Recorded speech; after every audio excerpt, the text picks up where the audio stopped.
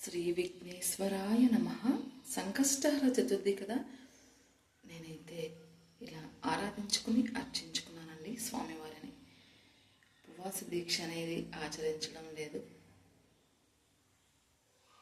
అందరూ సంకష్టహర చతుర్థి పూజను చేసుకున్నారని ఆశిస్తూ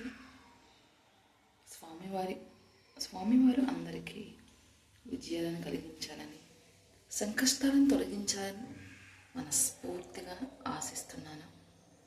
అలాగే మనకి మే నెలలో మంగళవారంతో కూడినటువంటి సంకష్టం వచ్చింది.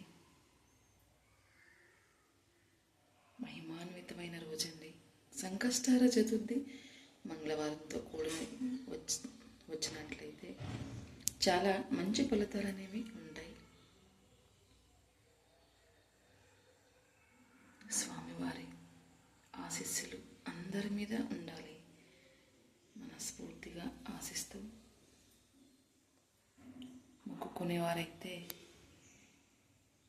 ఎన్ని సంకష్టాలు 5, 3, 1, 7, 11, 21 ఇలా మొక్కుకుని ఆచరించుకుంటూ ఉంటారు. మూటమది అన్నీ వెళ్ళిపోయినాయి కదండి. ఇప్పటి నుంచి మనం ఆచరించుకోవచ్చు. కొత్తగా మొదలుపెట్టే వాళ్ళు అయితే మే నెలలో మొదలు పెడితే చాలా చాలా మంచిది.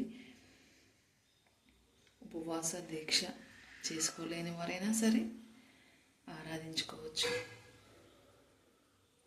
కష్టాలను తొలగించమని స్వామివారిని ప్రార్థించుకుంటూ భక్తి శ్రద్ధలతో నైవేద్యం సమర్పించుకుని దీపారాధన చేసుకుంటే స్వామివారి కృప మనందరి మీద ఉంటుంది. సంకష్టాలను తొలగించే స్వామివారండి. మన సంకష్టాలను, మన జీవితంలో వచ్చేటటువంటి సంకష్టాలను తొలగించాలని ఈ స్వామివారిని మనం ఆరాధించుకుని అర్చించుకుంటాం. అందుకు సరైన వ్రతం అంటే సంకష్టహర చతుర్థి వ్రతమే. అలాంటి మహిమాన్వితమైన సంకష్టహర చతుర్థి వ్రతాన్ని ప్రతి నెల మనకి వస్తుంది. సాగినంతలో మన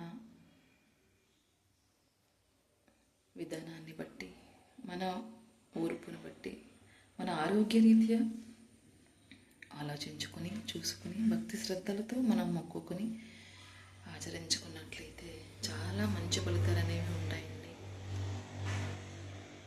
ఆ విఘ్నేశ్వరుడి ఆశీస్సులు అందరి మీద ఉండాలని, అలాగే సంకష్టహర చతుర్థి రోజు సంకట గణేశ స్తోత్రం పారాయణం చేసుకుంటే చాలా విశేషం. 5 సార్లు కానీ, 7 సార్లు కానీ, 9 సార్లు కానీ. వ్రత విధానం అంతా నేను యూట్యూబ్ ఛానల్లో అప్లోడ్ చేశానండి ఆల్రెడీ. వ్రత దీక్ష ఆచరించుకునే వాళ్ళు ఏ విధంగా ఆచరించుకోవాలనేది వివరించాను, మన ఛానల్లో ఉంది. నేనైతే ఈరోజు ఉపవాస దీక్ష లేదు, దీపారాధన చేసుకుని స్వామివారిని ఆరాధించుకున్నాను.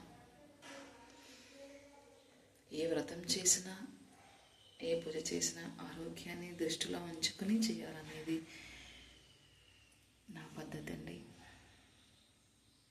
మన ఓపిక తగ్గట్టు ఆచరించుకోవడం చాలా శ్రేయస్కరం.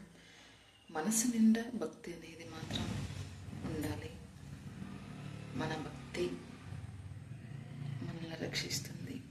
నిర్మలమైన మనస్సు స్వామివారి పాదాల వద్ద ఉంచి నీవే దిక్కు అని ఆచరించుకున్నట్లయితే